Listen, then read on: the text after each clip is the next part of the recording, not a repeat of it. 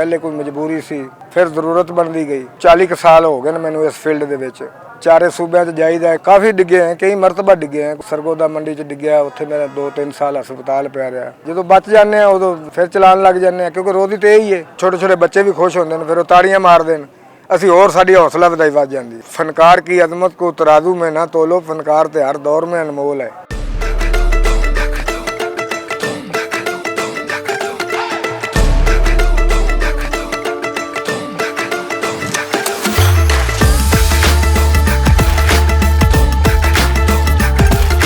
मेरा नाम मोहम्मद शरीफ है जी, पाकपतन का रैशी हाँ। शौक पैदा होया चंदपीर सरकार तो निकले हैं, वेख्या चलदा मेला, मोटरसाइकिल चलती देखी है, शौक जहा पैदा होया। अगे फिर एक काम नूं सिखे, कोई टाइम लग्या है, कोई तकरीबन 7 तो 5 6 7 साल। उस तो बाद चलाते फिरने आधे बच्चों की रोज़ी कर रहे हैं। पहले कोई मजबूरी सी, फिर जरूरत बनती गई। चारे सूबे च जाईदा, किसी पार्क च जाने, फैमिलियां आंदियां ने, जिसले सानू देखते हैं वो भी बड़े खुश होंगे हैं, सानू भी तहफल मिलता है, असी भी खुश होने हैं। बच्चों की रोज़ी रिजक भी बनता है।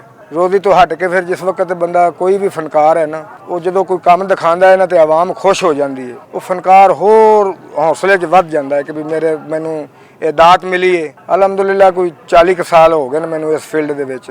हर जगह ते जाके, कोई पार्कों दे विच, कोई मेलियां मंडियां च इस तरीके नाल अपनी टुर फिर के रोज़ी करी दी है। काफ़ी डिगे हैं, कई मरतबा डिगे हैं, कोई 2-3 महीने सरगोदा मंडी च डिग्या, उत्थे मेरा 2-3 साल हस्पताल पिया रहा। वो जेडे मालक सन उन्होंने भी कोई तफल ना दिता। फिर उस तो बाद फिर चलान लग गए। जो बच जाने उदों फिर चलान लग जाने, क्योंकि रोज़ी तो यही है। रोज़ी तो एक कोई कारोबार बंदा करता है, उस कारोबार दे विच बंदा फस जाता है। कोई बिजनेस है, तुसीं परचून की दुकान पा लो, जो दुकान दे विच रच मच जाएगा, वो दुकान तो इलावा काम नहीं कर सकता। इस तरीके कोई जिमीदारा कर रहा तो जिमीदारे च फसया है, कोई ड्राइवर बन गया, वो ड्राइवरी च फस गया। इस तरह ही मेरा 40 साल का अरसा गुजर गया है। बच्चों नूं वालद वालदा नूं असी आदा प्यार नहीं दे सके, ते आदि फैमिली आदे बच्चों नूं असी ना प्यार लै सके ना दे सके। रोज़ी कमाईए घर गए, 2 दिन रहे, 3 दिन रहे, फिर आ गए। मोटरसाइकिल जी यामा है, इनू तकरीबन जरा ना मिस्त्री को हर चीज़ का समान मुकम्मल नवा, टायर टूपा नवियां, हर चीज़ ओके होएगी। गड्डी सैटिंग करेगी, बवेगी, बना जाएगी, तैयार हो जाएगी, फिर उत्ते चढ़ेगी। नहीं जी, असी जिस टाइम तो उत्ते जाने, उत्ते गड्डी चलाने,